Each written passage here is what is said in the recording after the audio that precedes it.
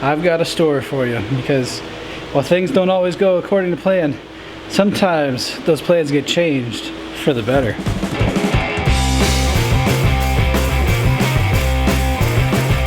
What's up, everybody, and welcome to this episode of Car Rant. Today is a very special day because there's just so much drama and so much craziness surrounding the Forester that I would be hating myself if I didn't tell this story, if I didn't share this information early. That way you guys can check it out and see it for yourselves, because this is crazy. So as some of you guys may already be aware, we've had this Forester for a few months now, and it's been a lot of fun. But ever since we've got it, we've had things breaking and causing problems. We're now facing a new challenge with this car, and that is our automatic is slowly dying and our engine is randomly overheating. Now, for those of you who are Boxer nerds and know way too much about this stuff, you might already know what some of those symptoms may lead to. I, on the other hand, am not a Boxer nerd, but I also know that overheating in a Boxer is just a bad time, and transmissions leaking all their fluid out the back seal because someone didn't do it right is equally as bad for an automatic. That's just general knowledge. So we bought a manual. Here it is in all of its glory. The manual transmission. It's a 5-speed out of a Forester. We figured we may as well stay consistent with the Forester parts. That way we have all the things that we'll need for this swap, because we don't want some random hodgepodgey things. We want stuff to be as consistent as possible, so that parts numbers all line up and things are good. We've also got some new parts that will go into the Forester itself, and things like that brand new, nice, shiny, lightweight flywheel, and of course, our brand new, nice and shiny exidy clutch. We also got a couple of other supporting parts and mods to make this whole thing work, but with this overheating problem becoming more and more prevalent, it's led me to some serious thought and some serious decision making. And as you can tell, I've been out here clearing out the garage to get ready to receive what's currently sitting outside my garage door. This is my brand new, or at least new to me, EJ20T. Came with the turbo. Only has 35,000 miles, so it's still within that break-in period that you would expect for a Boxer. It's just in incredibly good shape. I can't believe how clean this is. And one of the best things about this whole setup is that it even came with a brain, some of the wiring, and working air conditioning. Oh, it's been so hot in my car. I've gone almost a month and a half with no AC, and it is killing me. I'll be real with you, seeing this in person, like, this is, I don't want to call it a dream engine for me because I am relatively new to Subaru, but man, this is what I would want for the dream setup. A lot of people are like, you should go for the 2.5, it's the STI motor here in America, things like that. But I really wanted to stick with the 2-liter just because A, I like 2 liters a lot. Most of my favorite engines are 2 liters. But also, I just wanted to try something that was a little bit less beefy, if that makes sense. I wanted something that I could, you know, hone some skills with, learn some things with, and I felt like this would be a lot more approachable than, say, the STI block. And, you know, sure, I'm gonna have to learn how to live with something like this and all that. It's something that I'm actually excited to do. I'm up for the challenge of trying to learn how to live with a boosted EJ. As this little mini series moves forward, we're gonna have a lot more parts show up. Things such as our new shifter assemblies, stuff like our exhaust. There's a few other odds and ends. Our blow-off valve is gonna be here in the next couple days. So there's definitely gonna be plenty of parts galore coming in to help us get this done. And thankfully, a lot of this has all been able to be bought through when we sold our RAV. So we're still actually under budget, believe it or not, for the amount of parts that we bought compared to what we bought the RAV for versus what the Subaru is costing me to make it work right. So that's a plus right there. Subaru is parked up.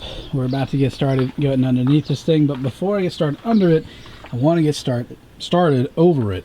So we're going to remove the air box and everything in this area. We're going to disconnect our strut bar. That way it's just out of the way. So we're just going to undo right here. That way the length stays the same. We're then going to basically check every line in this car, see what's still attached to what on the chassis, and get stuff ready to be removed. And I just, for giggles, just wanted to see what was in here. I don't know if the ISO isn't able to register it all the way, but that, my friends, is oil in my coolant. So it's the opposite of the chalky milk, but it is still, nevertheless, a sign of a now very much dead Subaru motor. Yeah, that's definitely not just dirt. That is most assuredly motor oil. And then you come in here, and this thing is almost empty. Oh joy! I'm very curious what kind of slurry is going to come out the bottom. That is some extremely murky greenish coolant. Yep, that's not good. Add to the fact that bone dry and lots missing from here, lots missing from the jacket, which when I poured that out was full of orangish colored coolant. Yeah, this motor may have been consuming oil this entire time, but I think it may have also been consuming coolant at the same time. So I had the brilliant idea that while the coolant drains, I would take the AC stuff out. Note to self, bleed pressure first, because now everything in this area is coated in Freon. So now I've got to go spray this all down, clean stuff off, that way it's not all sticky and nasty, and save the lines that I need from this, because there are a few that I'll need. I still need this AC line, I still need the low pressure line, because we have an AC unit that works on the new setup. It's a party now. So, pulled the radiator. Someone explain why power steering is going through the bottom of the radiator. Cool it. To the bottom of the radiator? Yeah. I have never seen that before.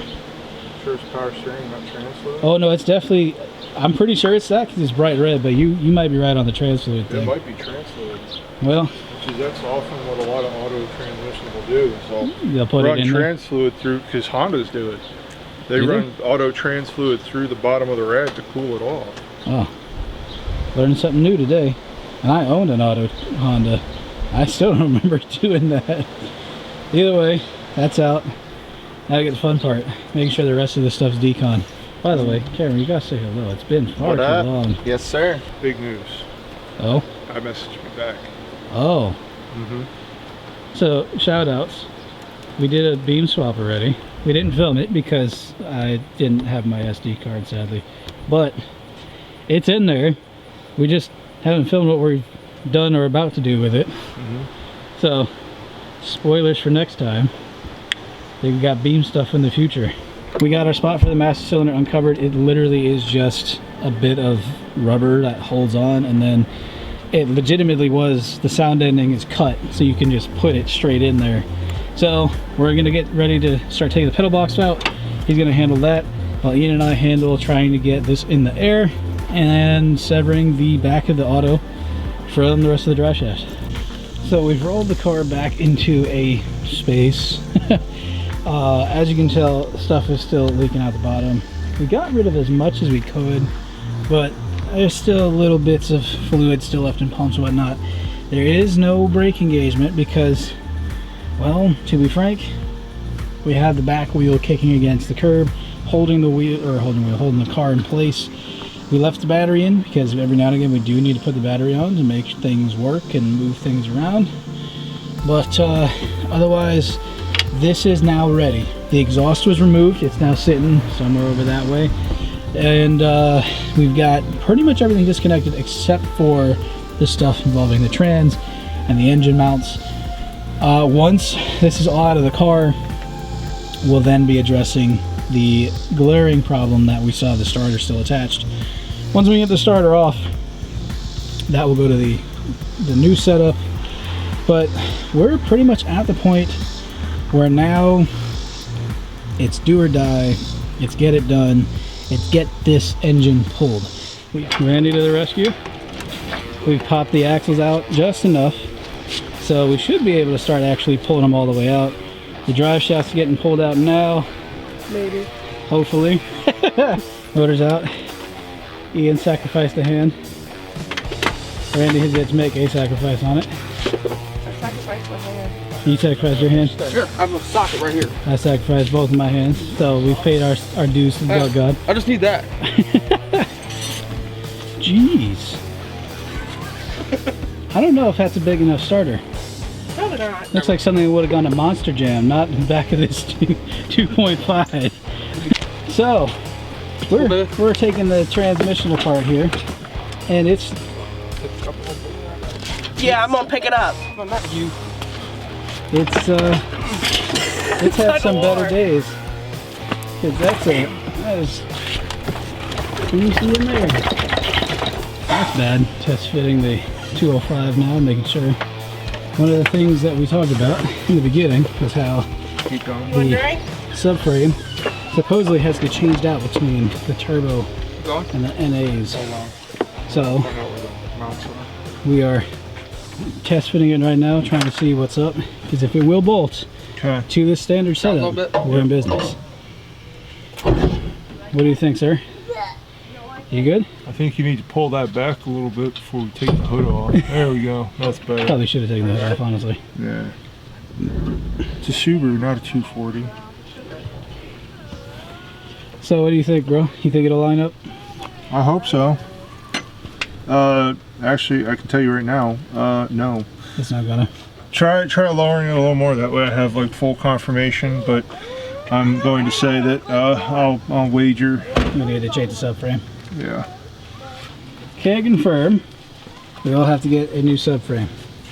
So this is good news because we now have confirmation on that. A lot of people were saying that you need to have a completely stock setup, like you can use the NA setup for the turbo. This clearly proves no bueno. Or we could just do front mounts. I mean, even then the turbo pipe still has to go back there. So Why does turbo pipe have to go back there? oh, you're talking about front mount turbo. Yeah, front mount turbo. Oh yeah. Then, Be cool about it. Get rid of the headlight, stick turbo in there. If the cop pulls you over, be like, at least I can gap you. Welcome to the Gapplebees. I don't know this man. Anyhow. No one knows me. That's how it is. So we're gonna wrap up for tonight. We got a ton done.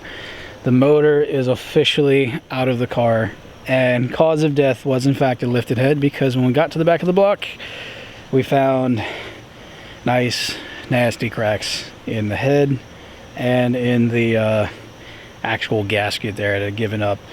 So official cause of death, blown head.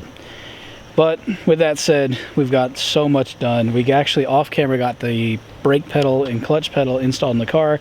Just got to finish putting together the I guess cotter pins for that. We've got everything pretty much out of the car. There's only one more thing that we are gonna have to pull, and as you guys saw, it was the cross member. The cross member is not going to work. So once we get the right cross member that we're gonna need for this car, we'll be able to go ahead and get back on the grind again. We have a lot more left to do. It's all stuff that's now going on to our EJ25. I'm very excited. I did get that motor confirmed. It is in fact an EJ205. Some people have been messaging me saying they thought it was a 20X or a different version. Nope, it is in fact a 205. We're in business. We're in business. Got a couple of things we're gonna change out. We're reaching out to a company called iWire for some wiring harness stuff to get sussed out. Our new exhaust is here. Our intake is here. Stuff from Turbo Smart and Mishimoto is here. There's a lot, and I'm real excited to get this all done. And I hope you guys are excited to see us do more boosted car things on this channel, because it's been far too long. We miss it, and who knows, maybe the Eve will come back and I've had daily driver for a little while. But with all that said, thank you all for tuning in for this first episode of our EJ205 swap saga. I hope you guys are ready, because there is a lot that's gonna happen. And by the time it's done, this car will be done. With that said, thanks for watching all, and we'll see you on the next episode. God bless and peace.